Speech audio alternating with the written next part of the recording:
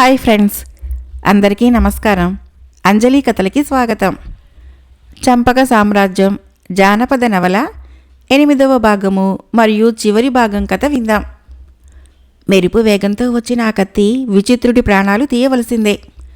కానీ అదే వేగంతో అతడు ఒడుపుగా తప్పుకోవడంతో ప్రమాదం తప్పింది. ఈలోగా ఆనందుడు మరొక వైపుకు వెళ్ళి, మూర్ఖుడా, మేము దుష్ట మాంత్రికులమే అయితే అదృశ్య రూపంలో ఉన్నాం కదా, నీ ప్రాణాలు తీయటం ఎంతసేపు? అనవసరపు అనుమానాలు మాని మేం చెప్పేది విను అన్నాడు. రాజు సందిగ్ధంలో పడి, నా దేవుడు నన్ను మూర్ఖుడని కూడా అనడు, మీరు ఇంద్రాయ దేశపు గూఢచారులై ఉండాలి అన్నాడు. ఆనందుడు పకపకా నవ్వి, నీ అనుమానమే నిజమైతే నువ్విప్పుడు మా బందీవి, ముందు మేం చెప్పే మాటలు విను అన్నాడు. రాజు ఆలోచనలో పడ్డాడు. పొరుగు దేశంతో శత్రుత్వము పక్కలో బల్లంలా ఉంది నీకు. నీ ప్రజలకి నిద్ర సుఖశాంతులు లేకుండా చేస్తుంది అన్నాడు విచిత్రుడు అట్నుంచి. ఈ సమస్య పక్షిస్థానానికే కాదు, ఎన్నో దేశాలకుంది అన్నాడు రాజు. కానీ మీ పరిస్థితి వేరు. ఒకప్పుడు పక్షిస్థానము ఇంద్రాయ దేశము ఒకటిగానే ఉండేవి. మీరంతా ఒకే తరహా వారు. ఇప్పటికీ మీ మతస్థులు ఇంద్రాయ దేశంలో ఎందరో ఉండి సుఖశాంతులతో జీవిస్తున్నారు.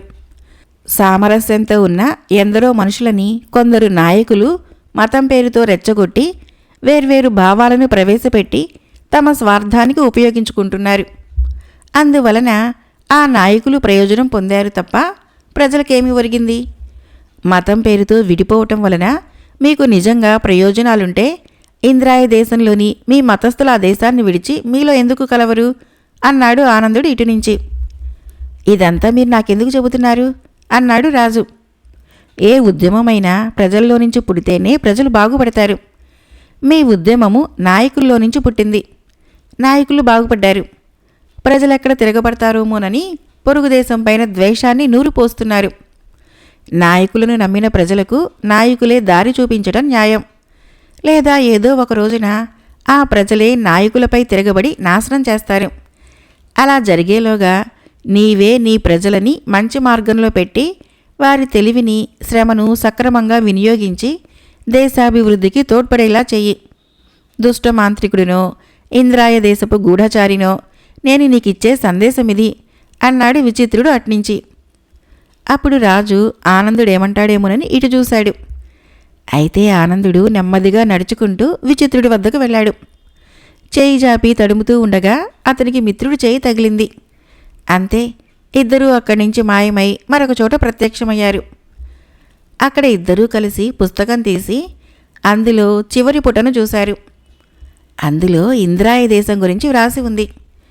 ఎంతో ప్రాచీనమైన సంస్కృతి, ఆధ్యాత్మికంగా ఉన్నత స్థాయి, ప్రత్యేకతలుగా ఉన్న ఈ దేశము ఒకనాడెంత సంపన్నమో ఇప్పుడంత బీదది. ప్రజారాజ్యం అమలులో ఉండి ఆదర్శ ప్రణాళికలతో నిండిన చక్కని పరిపాలనా విధానం కూడా ప్రకృతి సంపదలాగే ఈ దేశము ప్రగతికి సహకరించడం లేదు. అందుకు కారణాలు తెలుసుకోవాలంటే ఈ దేశపు ప్రజలని, ప్రభువులని శ్రద్ధగా గమనించాలి. ఆదర్శ సామ్రాజ్య స్థాపనకి ఈ దేశ పర్యటన చివరిది. ఈ వివరాలు చదవటం పూర్తి కాగానే వారు ఇంద్రాయ నగరంలోని ఒక పట్టణం మధ్య పెద్ద కర్మాగారం ముందు ఉన్నారు. అప్పుడక్కడ చాలా కోలాహలంగా ఉంది. కొందరు దుండగులు పెద్ద భవంతిని కూలగొట్టడానికి ప్రయత్నిస్తున్నారు. అయ్యో, ఇదేదో పెద్ద కర్మాగారంలా ఉందే, లోపల కార్మికులు ఉండి ఉంటారు, భవంతి కూలిపోతే వారికి ప్రమాదమేమో అన్నాడు విచిత్రుడు తన పక్కన ఉన్న పెద్ద మనిషితో. అవును, ఇది ఉక్కు కర్మాగారం, కానీ లోపల కార్మికులెవరూ లేరు. వాళ్లే సమ్మె చేసి ఈ భవంతులు కూలగొడుతున్నారు అన్నాడు ఆ పెద్ద మనిషి. మరి కర్మాగారం కూలిపోతే వాళ్ళకి పనెలా దొరుకుతుంది అన్నాడు విచిత్రుడు కంగారుగా.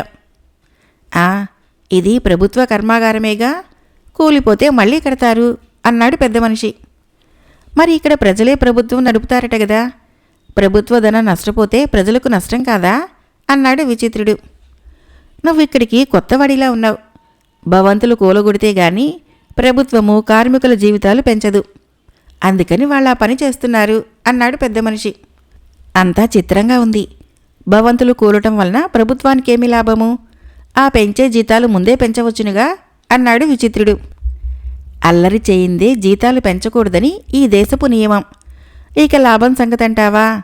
కొత్త భవంతులు నిర్మించే మేస్త్రి మంత్రిగారి చుట్టం. ఆ విధంగా ఆయన కుటుంబానికి లాభం. ఎందుకంటే భవన నిర్మాణానికి 1,00,000 రూపాయలైతే 2 లక్షలైందని చెప్పి డబ్బు తినేయవచ్చు అన్నాడు పెద్ద మనిషి. తన కుటుంబం బాగుపడాలని ప్రజాధనాన్ని దుర్వినియోగం చేసేవాడిని మంత్రిగా ఎలా ఎన్నుకున్నారు అన్నాడు విచిత్రుడు. ఆయన ప్రతి ఇంటిని ధనరాశులతో నింపేస్తానని అందరికీ ఎన్నికల ముందు చెప్పాడు అన్నాడు పెద్ద మనిషి. కానీ అలా చేసినట్లు కనబడటం లేదే అన్నాడు విచిత్రుడు. ఏడ్చినట్లుంది. ఎన్నికల ముందు చేసిన వాగ్దానాలు నీటి మీద మాటలని నీకు తెలీదా అన్నాడు పెద్ద మనిషి. పోనీ నాకు తెలీదు, నీకు తెలుసుగా. అయినా అతన్ని మంత్రిగా ఎందుకు ఎన్నుకున్నారు అన్నాడు విచిత్రుడు. నేనెన్నుకున్నానేమిటి? ఈ దేశంలో నా వంటి వాళ్ళు చాలా తక్కువ మంది. చదువు సంధ్యలు లేని వాళ్ళు ఎక్కువ మంది. వాళ్ళంతా ఎన్నిసార్లైనా సరే ఎన్నికల వాగ్దానాల్ని నమ్ముతారు. అలాంటి వాళ్ళని ఎన్నుకుంటారు అన్నాడు పెద్ద మనిషి నిట్టూర్చుతూ. పోనీ వాళ్ళ పిల్లలకైనా చదువు చెప్పిస్తే మున్ముందు బాగుపడతారు కదా అన్నాడు విచిత్రుడు ఆశగా. వాళ్ళ పిల్లలు చదువుకుంటున్నారు. ఇప్పుడు భవంతులు బద్దలు కొడుతున్న వారిలో విద్యార్థులు ఉన్నారు. ఈ సమ్మెకు విద్యార్థుల మద్దతు ఉంది అన్నాడు పెద్ద మనిషి. చదువుకునే కుర్రాళ్ళకి సమ్మెలెందుకు అన్నాడు విచిత్రుడు అర్థం కాక. చదువుకునే కుర్రాళ్ళు చేస్తేనే సమ్మెకు అందం వస్తుంది అన్నాడు పెద్ద మనిషి. ఈ మాత్రం తెలీదా అన్నట్లు విచిత్రుడి వంక చూశాడు. అయ్యయ్యో, దేశంలో ప్రభుత్వం ఒకటేనా? ప్రభుత్వం తప్పు చేస్తే చెప్పే ప్రతిపక్షాలు లేవా అన్నాడు విచిత్రుడు బాధగా. ఎందుకు లేవు? అవే విద్యార్థులని ప్రోత్సహించి సమ్ములు చేయిస్తూ ఉంటాయి. ఆ ప్రతిపక్షాలకి తామేం చేయాలో అన్నది తెలియదు. ప్రభుత్వాన్ని తప్పు పట్టడం మినహాయించి వేరే పని వాటికి లేదు అన్నాడు పెద్ద మనిషి. ఇలాగైతే దేశమంతటా అరాచకం తలెత్తుతుంది. వ్యాపారస్తులు ఈ దేశంలో బ్రతకలేరు, అవునా అన్నాడు విచిత్రుడు కుతూహలంగా. ఎందుకు బ్రతకలేరు? దేశంలో సమ్మెలు జరిగితే వాళ్ళకే లాభం. ఎన్నికలుంటే వాళ్ళకే లాభం. కరువొచ్చినా వరదొచ్చినా వాళ్ళకే లాభం. ఈ దేశంలో అందరికంటే ఎక్కువగా బాగుపడుతున్నది వ్యాపారస్తులే అన్నాడు పెద్ద మనిషి. అంటే ఈ దేశంలో ప్రభుత్వం ఉంది, ప్రతిపక్షాలు ఉన్నాయి, విద్యార్థులున్నారు, సామాన్యులున్నారు, వ్యాపారస్తులు ఉన్నారు. ఎవరికీ దేశభక్తి లేదు. అందరూ సమిష్టిగా కృషి చేయక ఎవరి లాభం కోసం వాళ్ళు పనిచేస్తున్నారు, అవునా అన్నాడు విచిత్రుడు అర్థమైనట్లు. చాలా బాగా చెప్పావు. కుర్రవాడివైనా తెలివైన వాడిలా కనిపిస్తున్నావు. మా దేశంలో అందరము దేశం గురించి మాట్లాడతాం. మా కోసమే పని చేస్తాం. మాకు లాభం ఉంటే దేశం నష్టపోయినా బాధపడము అన్నాడు పెద్ద మనిషి. నువ్వెవరివో మహామేధావి అనిపిస్తుంది. నీ ఆలోచనల్ని సాటివారితో ఎందుకు పంచుకోవు? మీరంతా కలిసి మీ లోపాలని ఎందుకు సవరించుకోలేరు అన్నాడు విచిత్రుడు హెచ్చరిస్తున్నట్లుగా. పంచుకునేందుకు ఇలాంటి తెలివి నా ఒక్కడికేనా? మా దేశంలో అందరికీ తెలుసు. కదిపావంటే కళ్ళు తెరవని పసిగుడ్డు కూడా వేదాంతం మాట్లాడే ఈ దేశంలో మాకు మాటల్లో మా తెలివి చూపించడమే తృప్తినిస్తుంది. ప్రవాహంలో కొట్టుకుపోవటంలో ఉన్న సుఖము ఏటికి ఎదిరిదటంలో లేదు కదా. అదీకాక ప్రవాహము మనిషినెప్పుడు ముందుకు తోస్తూనే ఉంటుంది అన్నాడు ఆ మనిషి. విచిత్రుడు ఇంకా ఏదో అడగాలనుకున్నాడు. కానీ ఆ పెద్ద మనిషికి సహనం నశించి అక్కడి నుంచి వెళ్ళిపోయాడు. ఈలోగా అక్కడో పెద్ద భవంతి నిలువెల్లా కూలిపోతే కార్మికులందరూ జయ జయధ్వానాలు చేశారు. ఇంతలో అక్కడికి రక్షక భటులు వచ్చారు. పెద్ద గొడవయ్యేలా ఉంది, పద ఇక్కడి నుంచి పోదాము అన్నాడు ఆనందుడు. మిత్రులిద్దరూ అక్కడి నుంచి మరో చోటుకి వెళ్లారు. అక్కడ మతపరమైన పెద్ద వేడుక, నృత్య గీత ప్రదర్శనలవుతున్నాయి. ఇక్కడికి కాస్త దూరంలో కార్మికులు గొడవ చేస్తున్నారు. మీకు తెలీదా అని ఆనందుడు అక్కడున్న భక్తుడిని అడిగాడు. విన్నాను, కానీ నాకిప్పుడు తీరుబడి లేదు. ఇక్కడ మాకింకా 2 రోజులు హడావుడి ఉంటుంది. అంతవరకు ఎక్కడ ఏమైనా మేము పట్టించుకోము అన్నాడు భక్తుడు చిరాగ్గాను నిర్లక్ష్యంగాను. విచిత్రుడు ఆనందుడు 1 కాదు 2 కాదు 12 నెలల పాటు ఇంద్రాయ దేశం తిరిగి ఎన్నో వింతలు చూశారు. కొన్ని చోట్ల ఆ దేశం అధోగతిలో ఉంటే కొన్ని చోట్ల అత్యున్నత స్థితిలో ఉంది. కొందరు పరమశాంతులైతే కొందరు పరమ దుష్టులు. కొన్ని చోట్ల రక్తపాతము, కొన్ని చోట్ల స్నేహామృత పావనం, కొన్ని చోట్ల వేర్పాటువాదులు ఉగ్రరూపం ధరిస్తుంటే కొన్ని చోట్ల దేశ సమైక్యతకు తీవ్రంగా పాటుపడడం జరుగుతోంది. కొన్ని చోట్ల న్యాయానికి అన్యాయమని పేరు పెట్టి తిరగబడేవారుంటే కొన్ని చోట్ల అన్యాయాన్ని న్యాయంగా భావించి సహించేవారున్నారు. ఈ దేశంలోని లోపము నాకు తెలియటం లేదు అన్నాడు విచిత్రుడు సంవత్సరం పర్యటన అయ్యాక. ఇక్కడ ప్రజలది అమెరిక దేశ ప్రజల మనస్తత్వం, ప్రభుత్వ విధానము రసమయ దేశానిది, ప్రభువుల మనస్తత్వము ఖర్జూర ప్రభువులది. ఇవన్నీ ఒకచోట ఇమడటం లేదు. అదే ఈ దేశపు లోపము అన్నాడు ఆనందుడు. అరటిపండు ఒలిచినట్లు చెప్పావు. లోపం తెలిస్తే నివారించటము కష్టం కాకపోదు అన్నాడు విచిత్రుడు సాలోచనగా. అది సరే, ఇక మన పర్యటన ముగిసినట్లే ఉంది కదూ అన్నాడు ఆనందుడు. జరిగిన దాని గురించి ఆలోచించకు, జరగనున్నది చెప్పు, మనమికేం చేయాలి అన్నాడు ఆనందుడు. నాకైతే తక్షణము దివ్యాశ్రమానికి వెళ్ళి సర్వజ్ఞానిని దర్శనం చేసుకోవాలని మనసు తహతహలాడుతోంది అన్నాడు విచిత్రుడు. అర్థమైందిలే, వనసుందరిని చూడాలని కదూ అన్నాడు ఆనందుడు చిలిపిగా నవ్వుతూ. అరే, నిజం చెబుతున్నాను నమ్ము. ఈ దేశ పర్యటనలో నా దృష్టి అంతా ప్రభుత్వ విధానాల మీద, వివిధ నాగరికతలపైన, ప్రజల మనస్తత్వం పట్ల కేంద్రీకరించబడి ఉంది. వనసుందరి సంగతే మర్చిపోయాను. ఇప్పుడు నువ్వు గుర్తు చేశాక మాత్రము నా మనసు ఆమెను చూడాలని తహతహలాడుతోంది అన్నాడు విచిత్రుడు. అప్పుడు మిత్రులిద్దరూ చేతులు జోడించి నమస్కరించి కనులు మూసుకొని సర్వజ్ఞాని పేరు తలుచుకున్నారు.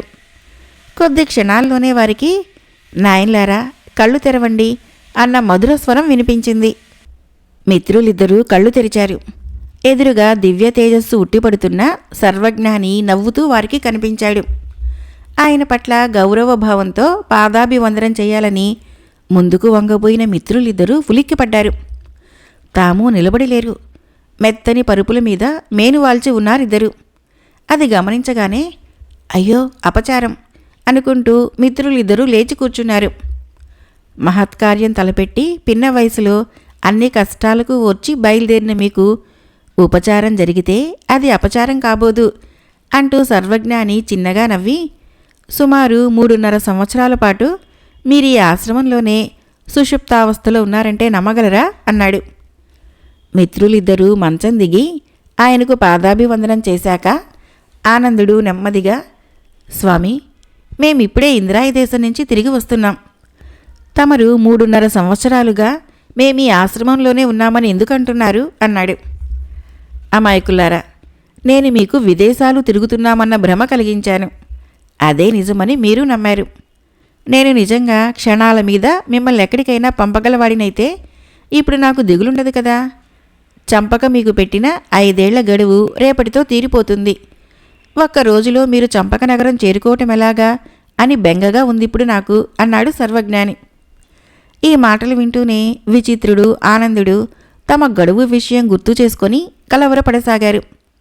గడువు సమయానికి అక్కడకు చేరకపోతే ఇన్నేళ్ల తమ శ్రమ వృధా అయిపోతుంది మరి. స్వామి, నాకంతా అయోమయంగా ఉంది. 3.5 సంవత్సరాలలో ప్రపంచం నలుమూలలా చుట్టి వచ్చిన మేము ఒక్క రోజులో ఇక్కడి నుంచి చంపక నగరం చేరుకోలేకపోవటమేంటి? కాస్త వివరంగా చెప్పండి అన్నాడు విచిత్రుడు. సర్వజ్ఞాని గొంతు సవరించుకొని, ప్రపంచంలో ఎన్నో దేశాల గురించి నాకు తెలుసు. వాటిలో కొన్ని ముఖ్య విశేషాలని మీకు తెలియబర్చదలుచుకున్నాను. అయితే కూర్చోబెట్టి ఎంత చెప్పినా అర్థం కాని విషయాలు అనుభవంలోకి వస్తే ఇట్టే ఆకలింపైతాయి. అందుకే నేను మిమ్మల్ని సమ్మోహితులను చేసి సుషుప్తావస్థలోకి పంపాను. నా నుంచి వినే ప్రతి విషయాన్ని మీరు అనుభవిస్తున్న అనుభూతిని పొందారు. ఇక్కడ ఆహారం తీసుకుంటూ అక్కడ తీసుకుంటున్నట్లు భ్రమించారు. నిజానికి ఇన్ని సంవత్సరాలు మీరు ఈ ఆశ్రమంలోనే విహరిస్తూ దేశ దేశాలు తిరుగుతున్నట్లు భావించారు అన్నాడు. మీరు చెప్పేది వినటానికి బాగుంది కానీ నమ్మటానికి వీలుగా లేదు అన్నాడు విచిత్రుడు అసంతృప్తిగా. సర్వజ్ఞాని నవ్వాడు. మీరు చాలా దేశాలు తిరిగారు. అక్కడి పరిపాలనా వ్యవహారాలు గమనించినట్లుగా ప్రకృతి సౌందర్యాన్ని, అద్భుత కట్టడాల్ని పట్టించుకున్నారా? ఎక్కువ విశేషాలని ఆయా దేశ పౌరులు చెబితే వింటున్నట్లు అనుకునేవారు. పౌరులు చెప్పేది విని అసలు విషయాన్ని వేరుగా ఊహించేవారు. ఇదంతా ఎలా జరిగిందనుకుంటున్నారు? నేను చెప్పే విశేషాలలో ప్రకృతి సౌందర్యాలు వగైరా తక్కువగా ఉండేవి. ఏ దేశ పౌరుడు తన దేశం గురించి చెప్పమని చెప్పలేని విశేషాల్ని నేను మీకు చెప్పాను. వాటిని విశ్లేషించాను. అది మీ అనుభవంగా భావించారు. నా కారణంగానే మీకు భాష కూడా ఒక సమస్య కాలేదు. ఆలోచించండి. సర్వజ్ఞాని ఇంకా మాట్లాడబోతూ ఉండగా మిత్రులిద్దరూ చటుక్కున లేచి ఆయన కాళ్ళ మీద పడ్డారు. ఆయన వాళ్ళిద్దరినీ లేవనెత్తి, ఈ ప్రపంచానికే ఆదర్శ మహిళ అయిన చంపక ఈ ప్రపంచానికే ఆదర్శమైన సామ్రాజ్యము స్థాపించాలన్న ఆశతో మిమ్మల్ని ప్రోత్సహించింది. ఆమె కోరిక ప్రకారము ఏ రాజులు చేయని విధంగా దేశాటను ముగించుకొని వచ్చారు మీరు. ఇప్పుడు ఒక్క రోజులో మీరు ఆమెను కలుసుకొనకపోతే బెంగ పెట్టుకుని ప్రాణాల మీదకు తెచ్చుకోగలదు. ఈ ప్రమాదం నేను ముందే ఊహించి ముందుగా చంపకకు కబురు పెట్టాను. మీరు ముగ్గురు వెంటనే బయలుదేరండి. ఒక్క రోజులోగా ఒకరికొకరు ఎదురు కాగలరు అన్నాడు. ముగ్గురెవరు? మేమిద్దరమేగా అన్నాడు విచిత్రుడు. అటు చూడు అన్నాడు సర్వజ్ఞాని నవ్వుతూ. విచిత్రుడు అటు చూసి ఆశ్చర్యపడ్డాడు.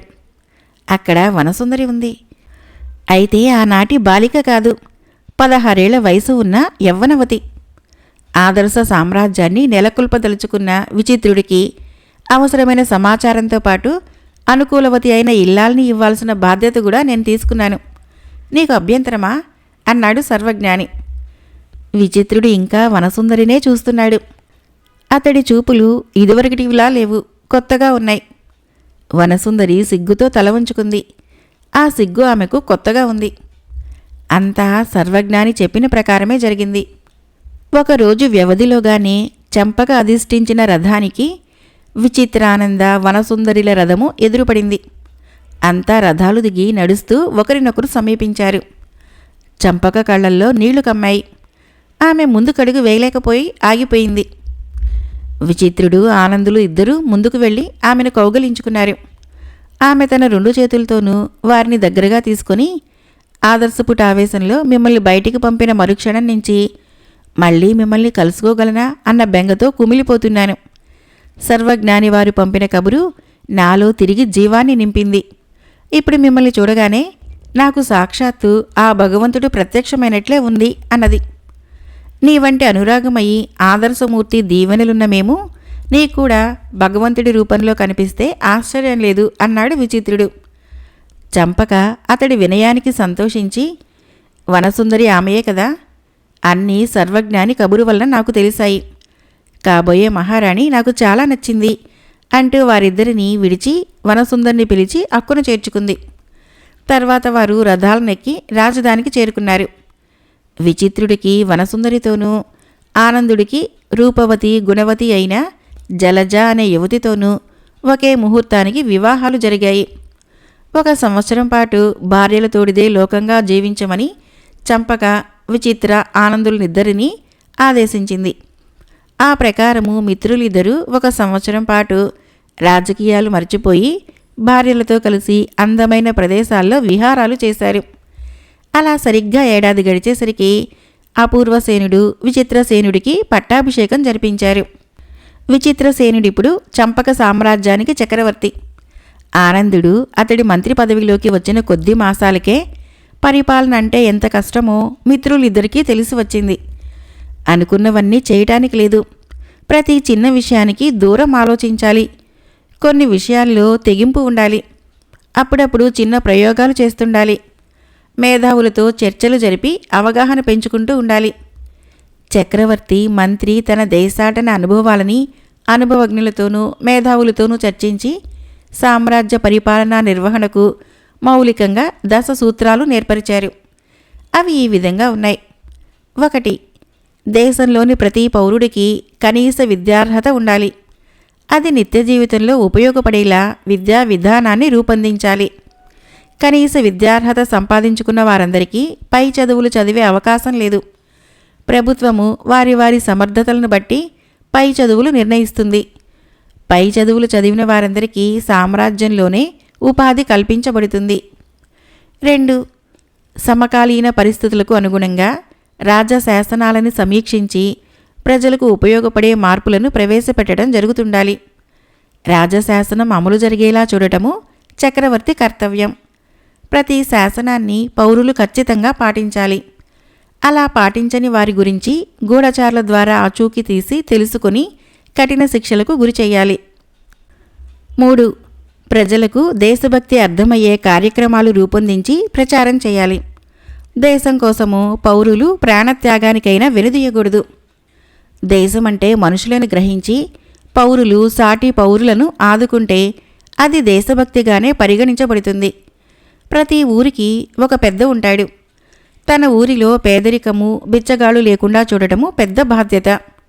ప్రతి ఊరికి ప్రవేశద్వారం వద్ద పెద్ద బల్ల మీద పేరు వ్రాయాలి. బిచ్చగాళ్ళు పేదరికము ఉన్న ఊరి బల్ల మీద నల్లమచ్చ ఉంటుంది. ఊరంతా సమిష్టిగా కృషి చేసి తమ ఊరి పేరుకు మచ్చ లేకుండా చేసుకోవాలి. ఊళ్ల పేర్ల బల్లలపైన నల్ల మచ్చలు నుంచేది చెరిపేది చక్రవర్తి మనుషులే. పౌరులు చక్రవర్తి మనుషులకు ఎప్పటికప్పుడు ఈ విషయమై నిక్కచ్చి సమాచారం అందజేస్తూ ఉండాలి. గూఢాచారులది తప్పుడు సమాచారం ఉంటే కనుక వారికి కఠిన శిక్ష ఉంటుంది. 4. పరిశ్రమలు కర్మాగారాలు ఎవరైనా నెలకొల్పవచ్చు. ధనికుల బాధ్యతను స్వీకరిస్తే వారి వద్ద పనిచేసే కార్మికులకు నష్టం కలగని విధంగా ప్రభుత్వం చూసుకుంటుంది. కార్మికుల విషయంలో ప్రభుత్వ శాసనాలని సక్రమంగా అమలు జరపని యజమానులకు ప్రభుత్వం హెచ్చరిస్తుంటుంది. అలా 3 మార్లు హెచ్చరికలు అందుకున్నా ప్రయోజనం లేకపోతే ప్రభుత్వము ఆ సంస్థలకు తానే యాజమాన్యం వహిస్తుంది. 5. దేశ పౌరుల్లో ప్రథమ స్థానము వ్యవసాయదారులది. ప్రభుత్వం వారికి అవసరమైన సదుపాయాలు సమకూర్చాలి. వారి సంక్షేమానికై పాటుపడాలి. తమ పొలాల నుంచి ఎక్కువ దిగుబడి తీసుకురాగలిగిన రైతులందరికీ ప్రత్యేక సన్మానాలు జరగాలి. 6. దేశానికి విచిత్రసేనుడి వంశము గలవారే కలకాలం ప్రభువులుగా ఉంటారు. అయితే ప్రభువు అక్రమంగా ప్రవర్తించినా అన్యాయాలు చేసినా ప్రజలు సహించి ఊరుకోనవసరం లేదు. వారు తెచ్చిన అభియోగము న్యాయస్థానంలో రుజువైతే ఆ ప్రభువు పదవీచ్యుతుడైతాడు. కొత్త ప్రభువు కోసము సామ్రాజ్యమంతటా ఎన్నికలు జరుగుతాయి. ఆ ప్రభువుకు ఇదే వారసత్వ న్యాయం వర్తిస్తుంది. అంటే అతను తప్పు చేయకపోతే అతని వంశం వారే ప్రభువులైతూ ఉంటారు. ఈ విధంగా న్యాయస్థానము ప్రభువులని అదుపు చేస్తూ స్వతంత్రంగా ఉంటుంది. న్యాయాధికారిని ఎన్నుకునే అర్హత రాజులకు లేదు. సామ్రాజ్యంలోని వివిధ రంగాలకు చెందిన మేధావులు న్యాయశాస్త్ర నిపుణులతో చర్చించి న్యాయాధికారిని ఎన్నుకుంటారు. 7. సామ్రాజ్యాన్ని పరిపాలించేది చక్రవర్తి అయినప్పటికీ అతడు నియమాలకి కట్టుబడి ఉండాలి. దేశంలో వివిధ రంగాలకు చెందిన కొంతమంది మేధావులని సలహాదారులుగా నియమించుకొని ప్రతి విషయాన్ని వారితోటి మంత్రితో చర్చించి నిర్ణయాలు తీసుకోవాలి. అధిక సంఖ్యాకులు వద్దన్న ఏ నిర్ణయాన్ని చక్రవర్తి అమలు జరపకూడదు. 8. కుల మతాది భేదాలు లేకుండా సామ్రాజ్యంలోని పౌరులందరికీ సమాన హక్కులుంటాయి. పొరుగువాడిని బాధించినంత కాలము పౌరుడికి అన్ని రకాల స్వేచ్ఛలు ఉంటాయి. సామ్రాజ్యంలోని పౌరులందరికీ కనీస అవసరాలు సమకూర్చడము పౌరుల సమిష్టి బాధ్యత. అది వారి వల్ల కానప్పుడు ప్రభుత్వము ఆ బాధ్యత తీసుకుంటుంది. విపత్కర పరిస్థితుల్లో ప్రజలను ఆదుకోవటము ప్రభుత్వానిది పూర్తి బాధ్యత. 9. రాజశాసనాలు కులాన్ని బట్టి మతాన్ని బట్టి మారవు. రాజశాసనము ఏ మతానికైనా అనుగుణంగా లేకపోతే మతంలోని నియమావళి శాసనాలని సగుణంగా సవరించాలి. ఏ శాసనము అవసరం లేకుండానే ఆహార పదార్థాలని వృధా చేయకూడదన్న నియమాన్ని పౌరులందరూ పాటించాలి. ఉదాహరణకి దేవుడి పూజ పేరు చెప్పి అపరిమితంగా నేతిని నిప్పుల్లోకి పంపటము సబబు కాదు. 10. దేశ రక్షణకై ప్రాణాలుడ్డే సైనికులకు ప్రత్యేక వసతులుండాలి. సైనిక వృత్తిని స్వీకరించిన వారికి వేతనాలు భత్యాలు అధికంగా ఉండాలి. ఆయుధాలని సమృద్ధిపరచుకుంటూ ఆధునికంగా మార్చుకుంటూ సైనిక బలము అప్రమత్తతో ఉండాలి. అయితే సైనిక బలము శాంతికే గాని సమరానికి కాదన్న విషయాన్ని ప్రభువులు విస్మరించరాదు. ఎట్టి విపత్కర పరిస్థితుల్లోనైనా సరే శాంతికై గట్టి ప్రయత్నాలు చేసినాకనే సమరానికి సంసిద్ధులు కావాలి సైనిక బలాలు. ఇవి ఆరంభంలో విచిత్రుడు ఆనందుడు సామ్రాజ్య పాలనకై ఏర్పరుచుకున్న 10 ప్రాథమిక సూత్రాలు. దేశాటనలో తాము తెలుసుకున్న విశేషాలన్నింటినీ గుర్తుంచుకొని ఈ 10 సూత్రాలకు మరెన్నో అనుబంధ సూత్రాలని కూడా వారు జతపరుచుకున్నారు. భట్టి విక్రమార్కుల్లాగా ఒకరికొకరు ఎప్పటికీ విడిచిపెట్టకుండా ఆనందుడు విచిత్రుడు కలకాలము చంపక సామ్రాజ్యాన్ని ఆదర్శ పదంలో నడిపించారు. విచిత్రుడు చక్రవర్తిగా, తన కుమారుడు ఆనందుడు మంత్రిగా చంపక సామ్రాజ్యము అనతి కాలంలోనే తాను కోరిన ఆదర్శ సామ్రాజ్యంగా రూపొందటము కళ్ళారా చూసే అదృష్టము చంపకు కలిగింది. కొంతకాలం పాటు చంపక సామ్రాజ్యంలో ఉన్నాక ఒక రోజున చంపక విచిత్రుడు ఆనందుల్నిద్దరినీ పిలిచి, నాయన్లారా, మీరు అపూర్వమైన నా కోరికను తీర్చి నా మనసుకు తృప్తిని కలిగించారు. నా జీవితాన్ని సార్థకం చేశారు. నేను భర్త సమేతంగా అరణ్యాలకు వెళ్ళి శేష జీవితాన్ని భగవద్ధ్యానంలో గడపాలనుకుంటున్నాను అని చెప్పింది. ఆమె వెళ్ళటానికి విచిత్రుడు ఆనందులు ఇద్దరూ కూడా ససేమిరా ఒప్పుకోలేదు. అప్పుడు చంపక వారితో, ఇంతకాలము నేను నా సుఖం కోసము, నా తోటి మానవుల కోసము ఆలోచిస్తూ జీవించాను. మనందరినీ సృష్టించిన ఆ భగవంతుని గురించి ఇప్పుడు ఆలోచించవలసిన సమయము ఆసన్నమైంది అని చెప్పింది. మానవ సేవయే మాధవ సేవ అని శాస్త్రాలు చెబుతున్నాయి కదా, ఇప్పుడు నువ్వు వేరే మాధవ సేవ గురించి ఆలోచించడం ఎందుకు అన్నాడు విచిత్రుడు. చంపక నవ్వి, మానవుడంటే వేరే ఎక్కడో లేడు, ఈ ప్రకృతిలోనే ఉన్నాడు. ఈ ప్రకృతి క్రమంగా ఆధునిక సదుపాయాల కారణంగా ఆశ్రమం చేరుకొని ప్రకృతి వాతావరణము కృత్రిమ కాలుష్యంతో నిండిపోయే రోజు వచ్చేలోగానే అందుకు ప్రతిక్రియలు తెలుసుకుని ఎప్పటికప్పుడు నీకు కబురు చేస్తూ ఉంటాము అన్నది. విచిత్రుడు ఆమెకు చేతులు జోడించి, నా తండ్రి అపూర్వుణ్ణి శాసించి చంపక సామ్రాజ్య స్థాపన చేయించావు. నన్ను శాసించి ఈ సామ్రాజ్యాన్ని ఒక ఆదర్శ సామ్రాజ్యంగా మార్పించారు. ముందు తరాల వారి కోసము వాతావరణ కాలుష్య నివారణ మార్గాల్ని అన్వేషిస్తూ సర్వజ్ఞాని ఆశ్రమానికి వెళతానంటున్నావు. నీ జీవితము మానవ కళ్యాణానికి అంకితమైనప్పుడు నిన్నాపటం నాకు భావ్యం కాదు. అయితే నీ ముందు చూపుకు జోహార్లు అనకుండా ఉండలేను అన్నాడు. ఆ విధంగా అపూర్వుడు స్వర్ణగుప్తుడు తమ తమ భార్యలతో సర్వజ్ఞాని ఆశ్రమానికి తరలి వెళ్ళి చంపక సామ్రాజ్యానికి నిత్యానురక్షణ మార్గదర్శకులయ్యారు. చంపక సామ్రాజ్యపు ఔన్నత్యాన్ని గురించి ఎన్నెన్నో కథలున్నాయి. ఏ దేశపు ప్రభువైనా ఒక్కసారి చంపక సామ్రాజ్యం చూసి వస్తే తన దేశంలోని ఏ సమస్యనైనా పరిష్కరించుకోగలడని చాలామంది అంటారు. అయితే ఎన్నో ఏళ్ల క్రితం నెలకొల్పబడ్డ ఆ సామ్రాజ్యము ఇప్పటికీ ఆదర్శప్రాయంగా కొనసాగుతున్నదని, అప్పటికీ ఇప్పటికీ ఎప్పటికీ ఆదర్శ సామ్రాజ్యంగా ఉండగలదని అందరూ అంటూ ఉంటారు. చంపక సామ్రాజ్యం జానపద నవల సమాప్తం. ఫ్రెండ్స్, ఈ జానపద నవల మీకు నచ్చినట్లయితే మన ఛానల్ని తప్పకుండా సబ్స్క్రైబ్ చేయండి, లైక్ చేయండి, షేర్ చేయండి, కామెంట్ చేయండి. Thank you.